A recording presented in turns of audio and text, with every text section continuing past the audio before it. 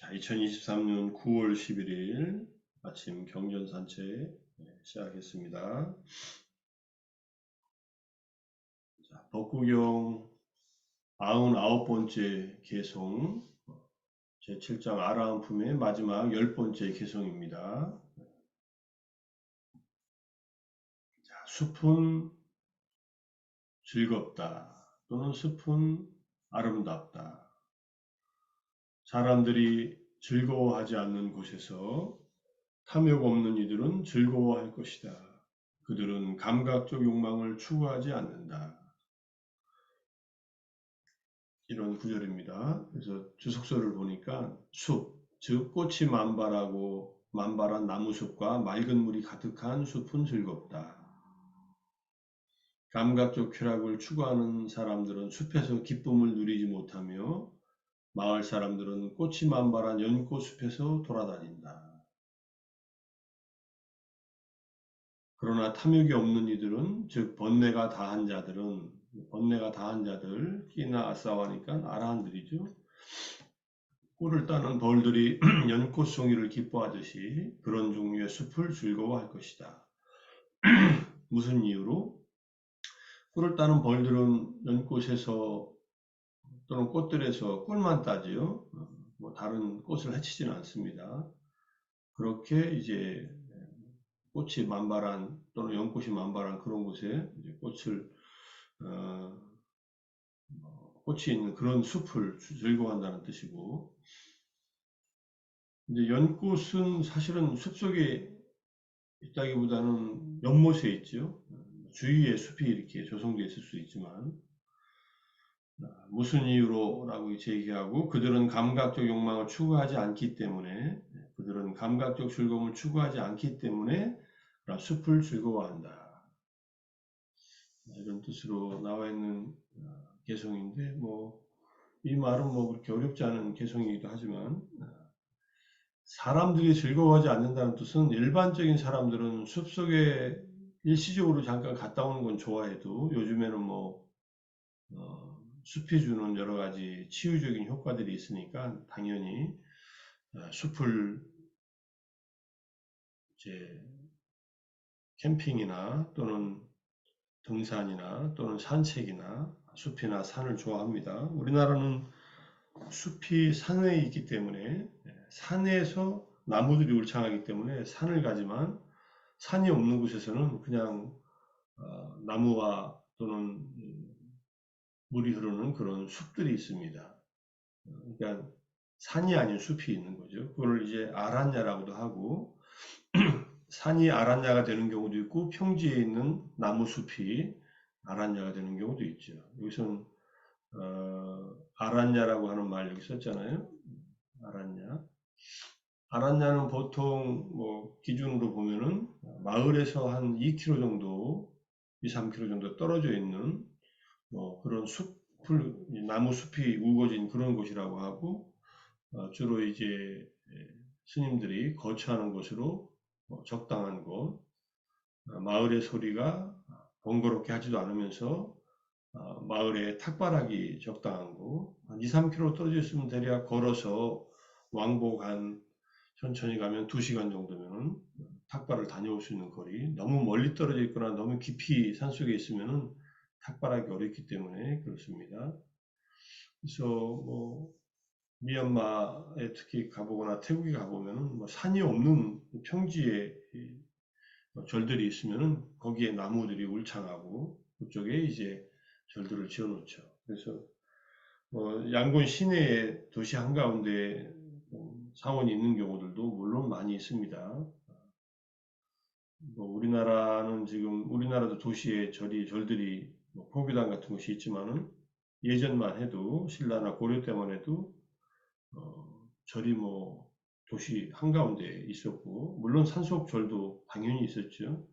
그러니까 도시 내에 있는 절도 스리랑카에서도 부처님 다시 때도 있었습니다. 기원정사에 있었던 사위성의 사와트에 있었던 기원정사나 동원정사, 이게 다 도시 안에 있는 절들이고, 중림정사 같은 경우는 마가다의 라자가 왕사성에 있었지만은 숲을 이루어지는 곳이 있었고, 그러니까 어쨌든 숲속에 스님들의 거처가 마련되어 있는데, 그러한 숲은 욕망을 추구할 대상들이 별로 없습니다. 숲에서 우리가 스님들이 취해 먹지는 않으니까. 그래서 감각적 욕망을 추구하지 않는데 숲에 들어가면 숲이 주는 그 안정감 때문에 수행하기 좋다는 그런 뜻입니다. 숲으로 가거나 또는 빈집으로 가거나 또는 뭐 나무 아래 가서 숲에 있는 나무 아래 가서 주로 이제 수행을 하는 장면들이 나오지 않습니까? 그래서 숲에서 수행한다는 건데 뭐 어제 개송에서는 아라한들은 숲에서 살거나 마을에서 살거나 뭐 전혀 동요됨이 없이 마음의 원리, 홀로 있음, 삼매에 의한 마음의 홀로 있음을 즐기면서 지낸다고 했으니까 뭐 큰 아라한들에게는 숲에 살든 마을에 살든 큰 지장은 없지만은 그렇다 하더라도 기본적으로 숲을 선호한다 이런 뜻입니다. 깊은 숲속에서 수행하려면은 기본적인 수행의 방법과 자기가 수행에 대한 확고한 이해와 그다음에 철저한 계를 지키는 마음, 더 플러스 하자면은 이제 자애의 마음을 충분히 기르고 들어가라 이렇게 얘기를 합니다. 특히 이제 야생 동물, 뱀이나 야생 동물들이 많은 경우 자애에 의한 삼매를 이루고 들어가면은 해침을 받지 않기 때문에 안전하게 수행할 수 있다. 그래서 태국 미얀마에는 정글 같은 곳이 있는데 정글에 들어가서 수행하는 스님들이 있습니다. 그 스님들이 정글에 들어갈 때는 자유명상을 충분히 하고 자유명상을 충분히 하고 있는 그래서 자유명상에 의한 선정삼매 또는 뭐 근접삼매라도 이런 분들은 마음이 안정되어 있고 또 주변의 동물들이나 이런 존재들이 해치지 않는다고 하고 또 천신들이 보호하기 때문에 또 안전하다고 하니까 그렇게 수행을 하고 들어갈 필요가 있고요. 숲이라도 뭐 혼자 수행하는 것이 아니라 숲에 있는 사원에서 정사에서 수행한다면은 그거는 뭐 얼마든지 초보자들도 지낼 수 있는 곳입니다. 그래서 대중과 함께 지내는 숲속에서의 수행 생활은 기본적으로 마을을 떠나서 있기 때문에 마을에서 있는 그 번거로움에서 벗어난 숲속 생활을 할 수 있고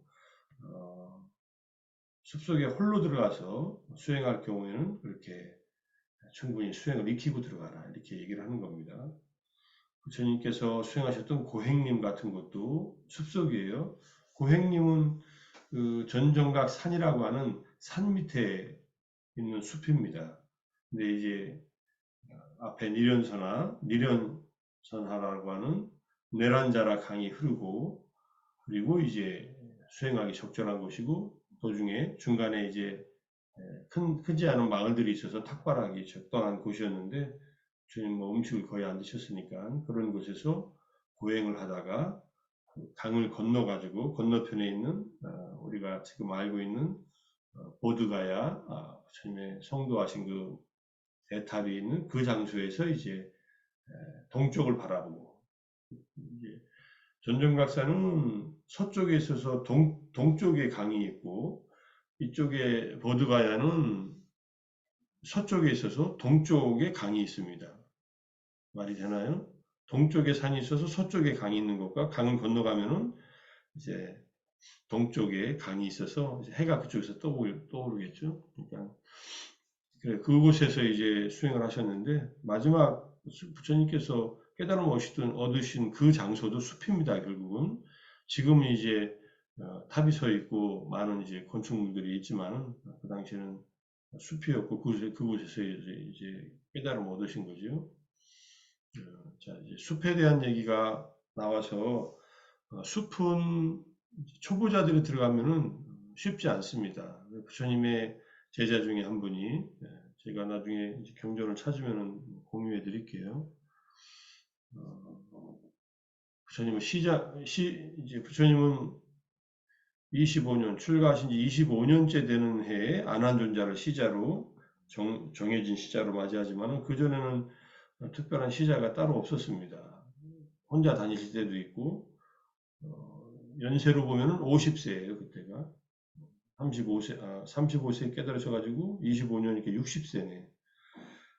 60세 때까지가 시자가 없었고 60세 이후로 이제 시자가 안한존자로 정해지는데 그 중에 한 이제 스님이 멀리서 보이는 숲이 아름다워 보여서 그곳에 가서 수행하려고 마음을 먹고 부처님께 세존이시여 저 건너편에 있는 숲에 가서 제가 수행을 하고 싶습니다. 그러니까 부처님께서 아직은 이르다 만류를 하세요. 또 묻고 또 물어서 세 번까지 물으니까 부처님께서 아직 이르지만 원한다면 가봐라 이렇게 얘기를 합니다. 그래서 이제 자기 간단한 소지품을 챙겨가지고 숲에 들어갑니다. 명상하러. 보통 그렇게 들어간다는 것은 거기서 지낸다는 얘기예요. 근데 가서 얼마 안 있다가 막 욕망이 올라오고 막 분노가 생겨가지고 못 있고 그냥 다시 부처님 있는 곳으로 옵니다. 그러더니 부처님께 이제 얘기를 합니다. 세존이시여 거기서 그곳에 가서 마음에 드는 곳에 앉아서 정진을 하려고 하니까 욕망이 일어나고 그다음에 세속적인 마음에 사로잡혀서 온갖 생각 속에 정진이 안 돼서 다시 돌아왔습니다. 하니까는 부처님이 이제 설명을 해주세요. 그곳이 그대가 전생에 많은 사람들과 즐겼던 곳이다. 숲에 가서 많이 놀잖아요. 요즘처럼 이제 숲속에 들어가서 음식을 해먹고 사람들과 함께 뭐 술을 마시고 놀고 그랬던 곳이기 때문에 마음이 끌렸고 그곳에 가서 그 전생의 기억이 떠오른 곳이다. 그러니까 적당하지 않다고 내가 말하지 않았느냐 수행을 좀 더 해서 가라 이런 식으로 이제 말씀을 하세요. 그런 곳들이 있어요. 우리가 마음은 끌리는 곳인데 가보면은 마음이 안정되는 곳이 있고 마음이 산만해지거나 두려워지는 곳이 있습니다. 그런 나름대로의 이유가 있으니까 과거생의 이유, 우리가 알지 못하는 과거생에서 있었던 일들이 그런 경험들이 그곳에 가면 이제 떠오르는 경우가 있으니까 아름다운 숲이라고 너무 집착하지 말라. 수행을 시작하는 단계에서는 이런 얘기를 하고 있는 겁니다. 그 내용이 떠올랐고 그 다음에 이제 유명한 경전 하나 아시는 분들도 계시지만 한번 다시 한번 보겠습니다. 고신가 살라 기인경 마하 고신가 수타라고 마티마니카야 2권에 99쪽에서 114쪽 꽤 긴 경전이에요. 마티마니카 32번째 경전인데 이제 이 당시에 고신가 살라 숲에 부처님을 의시로 해서 사리푸타 모칼라나 마 가서 가누르타 레와타 존자 그 다음에 아난다 존자가 같이 모여 있습니다. 그럴 때 이제 사리푸타 존자가 아난다 존자한테 먼저 묻습니다. 도반 아난다요 고신가 살라숲은 아름답습니다. 이게 지금 똑같은 말이 라마니암 고신가 살라 와남 이렇게 되어 있어요. 아름답다는 말. 아름답다는 것은 마음이 즐길만 하다는 뜻이니까 밤이면 달빛이 밝고 살라꽃이 만개하여 마치 천상의 향기가 두루 퍼져 있는 것 같습니다. 도반 아난다요 어떤 비구가 이 고신가 살라숲을 빛나게 합니까? 질문을 이렇게 던지니까 이 말은 그대가 생각하는 이상적인 수행자는 누구라고 생각하느냐 이렇게 질문을 던진 거예요. 여기서 이제 숲의 아름다움에는 숲이 아름다운 것과 그 다음에 사람의 아름다움이 있다. 사람의 아름다움이 숲이 아름다운 것은 진짜 객관적으로 숲이 아름다운 것이고 사람이 아름다운 것은 숲이 비록 골모의 땅이고 물이 없고 그늘이 없고 가시로 가득 차 있더라도 부처님 등 성인들이 머문다면 이것은 사람의 아름다움이다. 그러니까 사람이 있어서 그것이 아름답게 느껴진다는 그런 얘기죠. 이게 하나 더 써놨네. 이게 와나 라마 네야감 나마 요것만 써놨네. 사람이 아름답다는 말은 요 뒤에다 좀 더 보충해 놔야겠네요. 빨리로. 그러니까 아무리 험악한 곳이라 하더라도 부처님이나 아라한 등과 같은 성인이 머무는 곳이라면은 그것은 또 사람 때문에 아름다운 곳이 된다.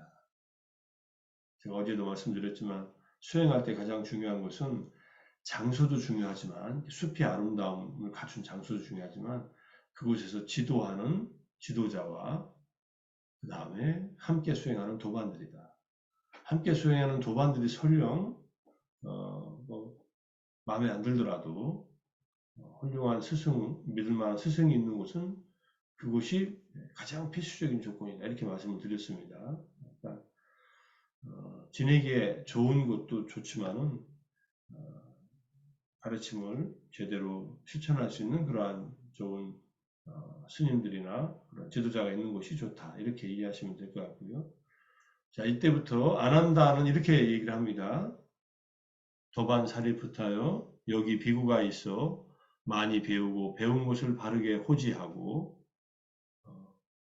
배운 것을 잘 정리합니다. 그는 시작도 훌륭하고 중간도 훌륭하고 끝도 훌륭하며 의미와 표현을 구족했고 더할 나위 없이 완벽하고 지극히 청정한 법을 설하고 범행을 드러내나니 그는 그러한 가르침들을 많이 배우고 호지하고 말로서 친숙해지고 마음으로 숙고하고 견해로서 잘 꿰뚫습니다. 그는 잠재 성향을 뿌리 뽑기 위해서 사부대중에게 잘 장엄된 언구와 표현을 두루 갖추어 법을 설합니다.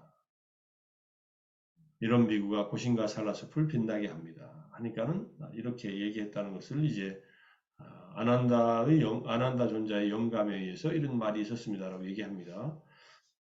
재밌는 것은 서로 간에 도반이라고 부른다는 거예요. 보통은 사리푸타 존재한테 반테 사리푸타요 이렇게 하는데 초기 경전에서는 반테라는 말을 쓸 때는 대부분 부처님한테만 쓰고 스님들끼리는 서로 아우소라고 해서 도반이라는 말을 씁니다. 보통 아우소는 같은 학렬이나 또는 자기보다 아랫사람에게 쓰지만은 여기서 그냥 서로 쓰고 있다는 것을 알 수 있고요. 그 다음에 레와타 존자는 사리푸타 존자의 동생이죠. 그러니까 도반 사리푸타여 여기 비구가 혼자 머문 독고를 즐깁니다. 혼자 머문을 기뻐하여 안으로 마음의 고요함 사마타에 몰두하고 선을 가볍게 여기지 않으며 윗바사나를 부족하여 빈집에 머물기를 즐깁니다. 이런 비구가 고신과 살라숲을 빛나게 합니다. 이게 이제 레바타 존자의 가장 이상적인 비구상이에요. 홀로 머물면서 사마타 윗바사나에 몰두한다. 삼매를 닫고 윗바사나 수행을 하는 자, 그런 자가 숲을 비춘다. 그 다음에 아누르타 존자, 여기 비구는 인간의 능력을 넘어선 청정한 하늘눈으로 천안으로 천의 세계를 봅니다. 마치 눈을 가진 자가 궁궐의 누각에 올라가서 천개의 수레바퀴를 보듯이 그와 같이 비구는 인간의 능력을 넘어선 청정한 하늘눈으로 천의 세계를 봅니다.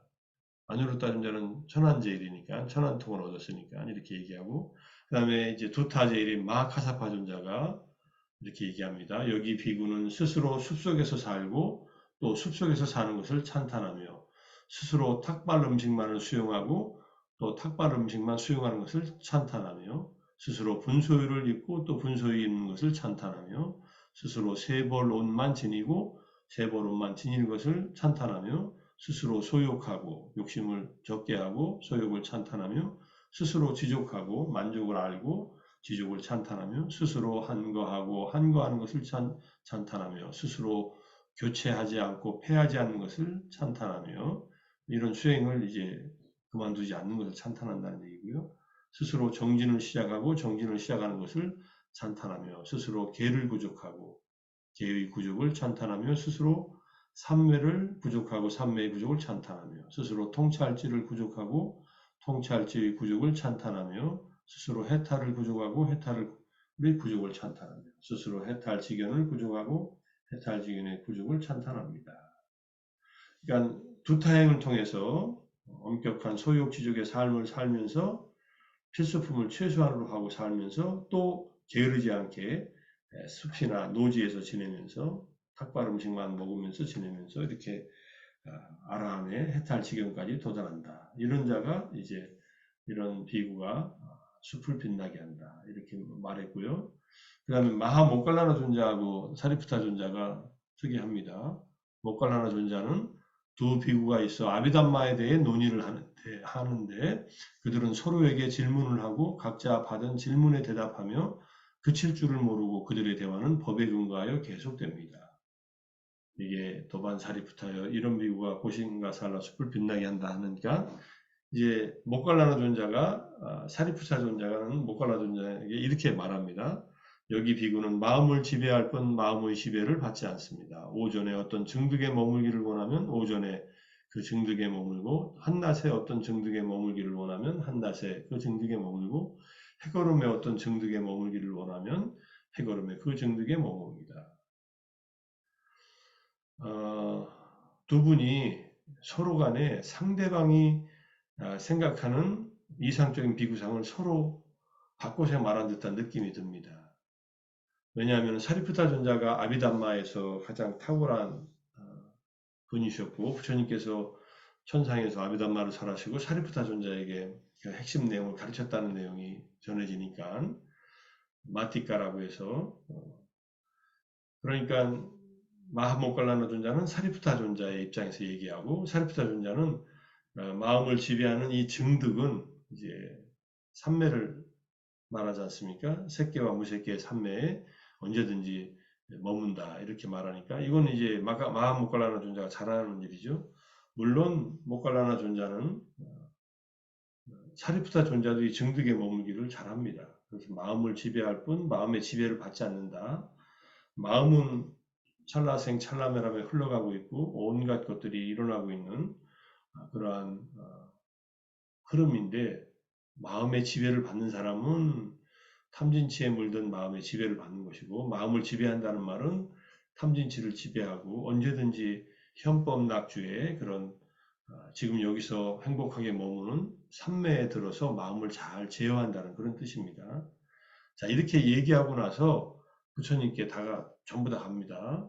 그래서 세존께 이런 일이 있었다라고 보고를 드리니까 세존께서 세존이시여 하고서 누가 가장 잘 말했습니까? 하고 이걸 이제 뭔가 점검받으려고 하니까 사리푸타여 그대들 모두가 다 각자의 방법에 따라 잘 말했다.